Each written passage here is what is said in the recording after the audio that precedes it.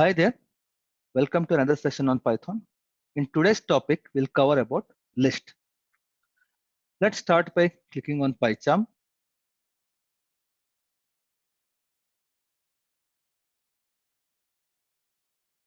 So it will open your last worked on project.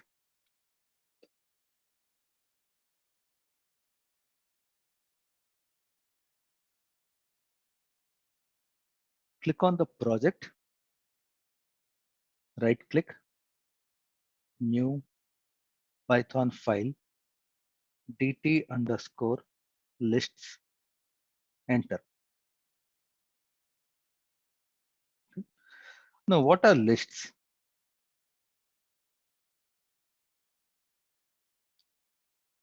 Basically, they are nothing but ordered collection of objects, or can say items.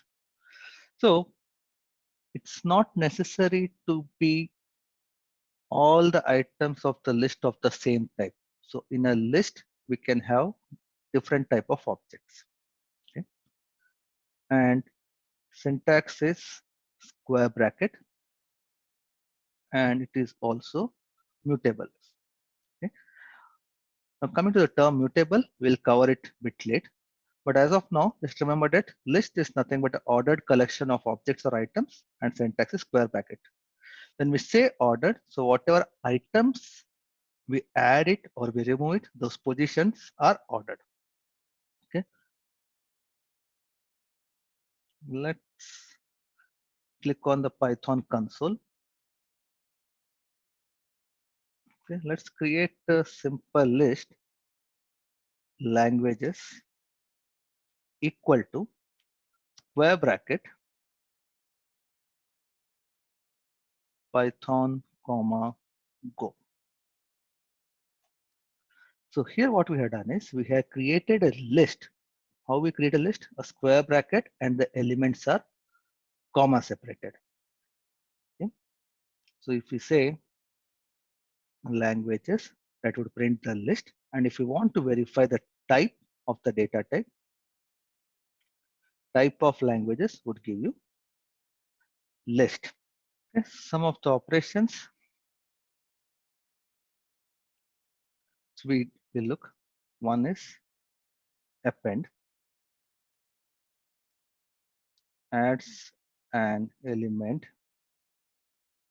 the end of list. Then insert, adds an element at a specified position. Okay. Now in this list, we want to check how many number of elements are there. So it's the same len function, len languages, enter. So it doesn't count based on like each element as a character. So it is like the elements are comma separated, Python and Go. So there are two elements present in this list. So hence the count is 2. Now let's try adding some element to this list. Languages dot append. Let's say I pass a string as Java. Now if you see here languages, so Java got added at the end of the list. Now the next operation is insert. So what's the difference with insert and append is? Append always adds at the end of the list. Insert, we can specify the position. And all the index positions are with starting with 0. So 0 to length of the list minus 1. Let's say if I want to add an element after Python. So Python index is 0. So after Python, the index would be 1. Languages dot insert at what index? 1. And if I want to add Perl, see at the index 1, the element Perl got added. Now the next set of operations are like remove. Removes an element using name or value. And the other operation is removes an element using index. Okay. Let's say if I want to remove the element go, languages dot remove pass go. This will remove the element go from the list, won't be there. And all these values are case sensitive. So let's say if I want to remove Perl, languages dot remove Perl. Okay, it will fail with an error, value error. Hence, this value does not exist. Remove X, X is not in the list. Okay, now languages dot pop. So if you press enter without passing anything to the pop function, whatever is the last element present in the list, that element would be removed from the list. So if you see the languages, only 2 elements are there. Okay, let me add few more elements. Languages dot append Scala, languages dot append Ruby. So we have 4 elements now. Now if I want to remove the Perl using pop, so I need to pass the function index. That Perl is at index 1.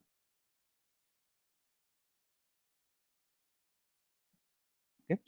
Now the difference with pop and remove can be used if we know the value which we want to remove.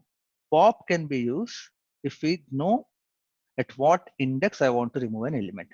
Now with pop, you always get the output, the removed element. With remove, we don't get that output. It will directly remove the element. Okay. Now, whatever indexing operations we have seen, indexing or slicing, they still remain the same the way we have used with the strings. So if I say languages, I have these 3 elements. Let me add few more. Languages dot append C sharp, languages dot append CPP, C++. Okay, fine. If I want to extract the first element from the list, languages, then subscript operator and the index position. So index position for the Python is 0. That would give Python. It also works the same way for the negative indexing. Let's say if I want to access CPP, so this is the last element. So languages square bracket -1 would give the CPP. Now coming to the slices, let's say I want these 3 elements starting from 1, 2, 3. Start index 1 and the end index should be 1 more than the last one. So I will say languages 1:4. So it gets Scala, Ruby, and C sharp. Okay. It also supports few more operations like reverse. If we do this, the entire list would be reverse. So CPP, which was at the end, now it is at the first position. We have inbuilt sort mechanism, sort. So there are some more things like a key value that we'll see it later, but the basic sort, if we do it, C sharp comes first, then CPP, Python, Ruby, and Scala. Okay. Another important operation is extend. And typically for any Python interview, there will always be a question on extend versus append. Extends the list. Okay.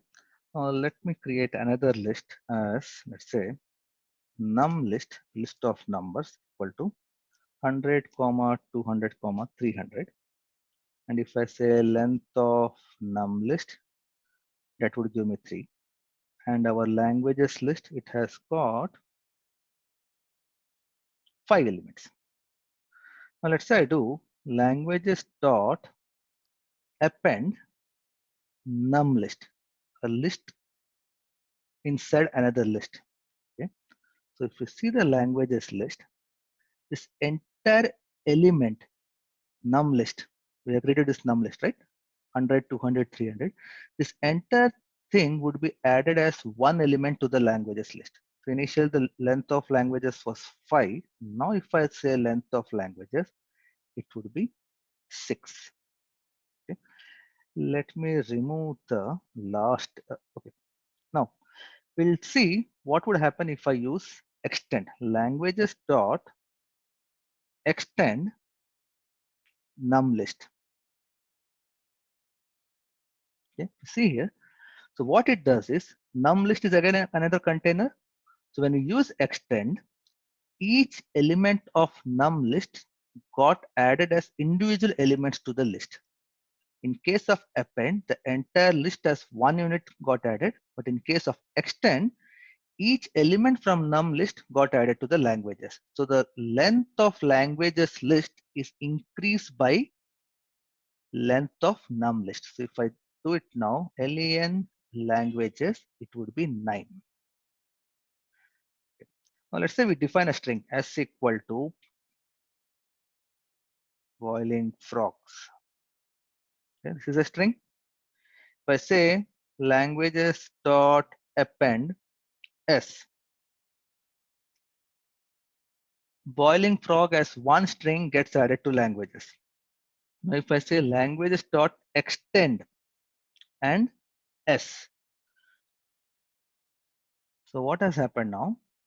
Each element from this s, so b, o, I, l, g, all the characters from the string boiling frogs got added as one element to this list. Okay, so that's a very subtle difference between append versus extend. Extends the list by the number of elements present in the container. Okay, fine. Now, coming to the topic on mutable versus immutable. When we say mutable, it means list can be modified. Okay. Let's take a simple another list. We have this num list. There are 2 elements. I can say num list square bracket 0. That means I am trying to access the element at index 0 equal to, let's say, 500. So what would happen? The first index element 100 would be replaced by 500. This is a simple way to understand. Now let's say s equal to, we have s equal to boiling frogs. We'll say s of 0 would give me b. I say s of 0 equal to, let's say, z. You want to say boiling frog, some word. But it won't happen. It throws an error. It says string object does not support item assignment. So what it basically means is strings are immutable. That means once you define a string, that string will be assigned to this s, and you cannot change the individual characters of that string. Okay, so I can access each element. So s of 1, s of 0, all those things I can access, but I cannot change any of the values. Okay, I can do this one, s equal to boiling frogs. This is perfectly fine. What we are doing now is we are creating a new string, and that new string value is getting assigned to s. But when we do s of 0 equal to z, that means we are trying to modify an individual character at a string, which is not allowed. In case of list, it is allowed. That's why they are called as mutable. Immutable strings, once defined, you cannot change it.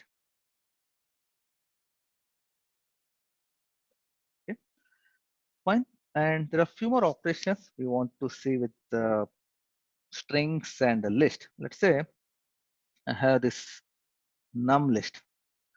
We'll do num list plus 10. Num list is of type list and 10 is of type integer. When we try to add like this, it will throw an error saying can only concatenate list, not into the list. Only if both the data types are of same both the elements are of same type, then only you can perform this addition operation. To make this valid, numList plus square bracket 10. So numList is a list, square bracket 10 is also a list. If we do this, it will add 10 at the end of the list. But it won't modify the original list. It will create a new list with these 4 values. Fine. And similarly, we have S as, let's say S equal to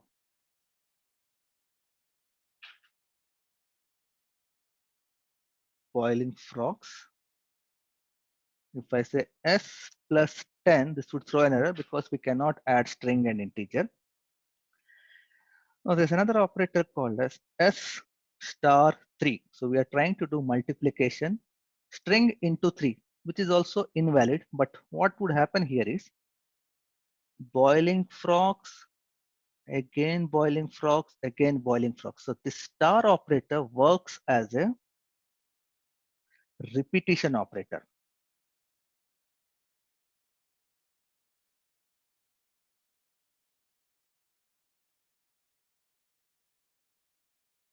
Okay. So in case by default star would take as a multiplication. In case if cannot perform multiplication, it will try to do repetition. So we have this numList. If I say numList multiplied by 3, it will create a new list with all the values repeated 3 times. 500, 200, 300. Again, the same set is repeated 3 times. So that's all for the list. All the code snippets would be uploaded to Git repository. I hope this video has been useful. Thanks for watching.